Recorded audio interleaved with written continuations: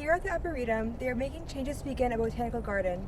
The change started with these ferns. Many are natural, but most have been added. Ferns are a low-maintenance plant that grow best in the shadows.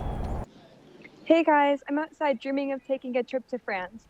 For some communication students, this could be more than just a dream.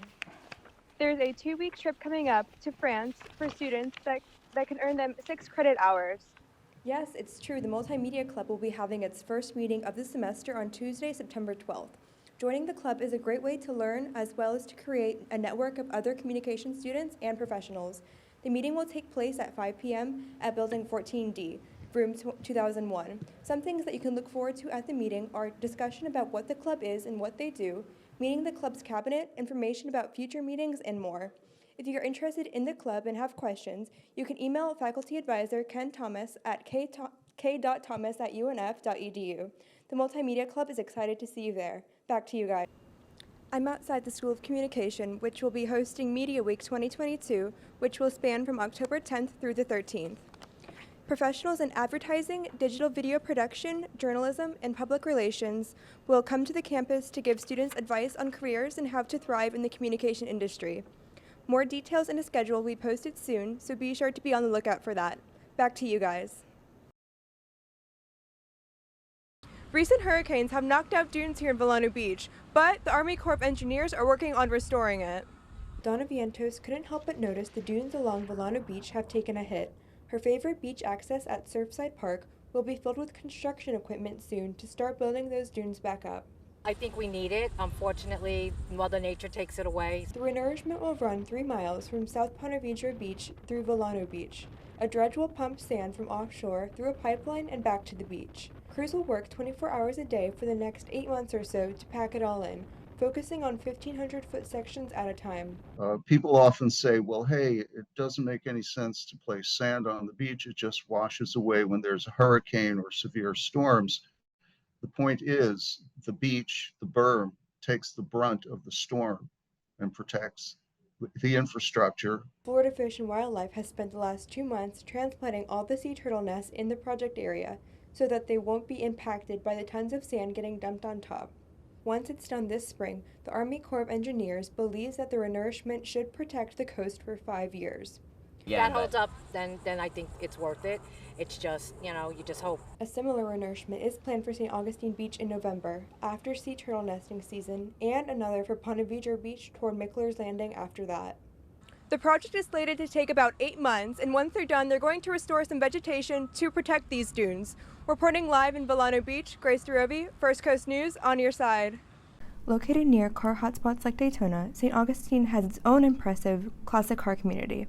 Every month, the Classic Car Museum of St. Augustine invites car enthusiasts to gather to show off their cars and share their stories. Like I say, I used to race cars, and getting too old to do that. My daughter says, Dad, don't do it. So I come down here to the museum. I'm a member of the St. Augustine Cruisers Car Club. St. Augustine has a rich history of racing, the beach being a popular racing destination as early as the 1940s. The popularity of beach racing eventually led to the construction of the St. Augustine Raceway in the 1960s. This area has been notorious for racing. Years ago, when I first, in the 50s down here, we used to race on St. Augustine Beach, but they don't allow you to do that no more. While the times have changed, the shared love of cars has not. To many of the attendees, the cars are so much more than cars. These cars hold special memories of times gone by. I spoke with attendee Ron Carmichael about his 1963 Ford Galaxie 500. We renovated the car in Northern California. We found it on a pine crest in an area that the car was on its side. So I decided to take the car up, so I did. We've had it for 20 years. Wow. And we've upgraded it. We have to upgrade them every once in a while because they're old cars. There's a lot of upkeep that comes with these cars, but for most it is a labor of love. These cars are something that they can leave behind for the next generation. The engine was built from a friend of mine who built the engine because I couldn't build it. He did a better job than I could do. I did the rest of the car though, the script, the paint, I did all that. When I get old enough, I'm going to give it to my daughter.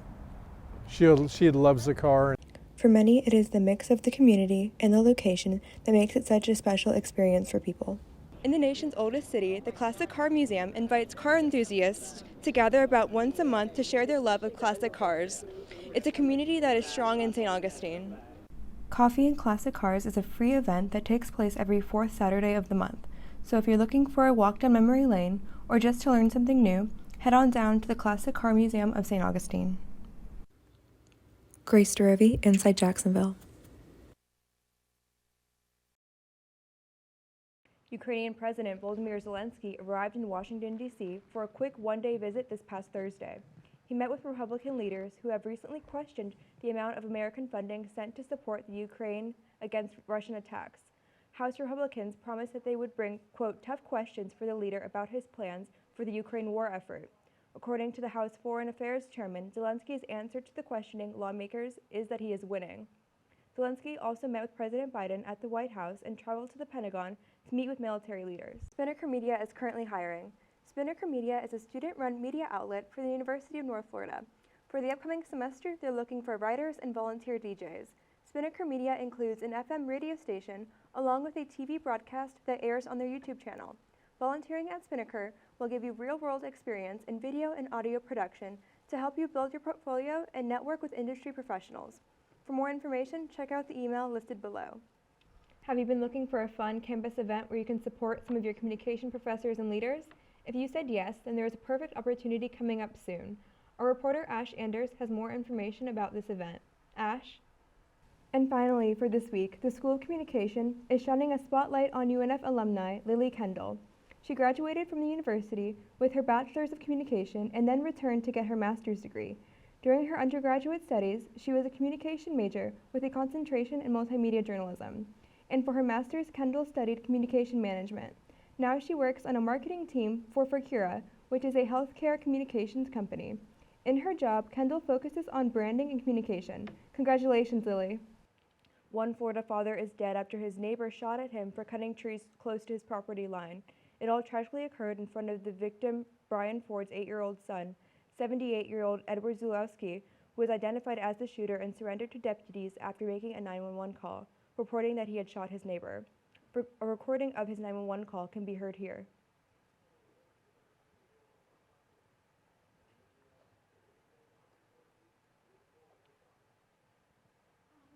The shooter told police that he was scared of Ford because he had spent time in jail before.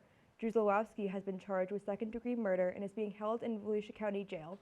There were no prior reports of conflict between the two neighbors.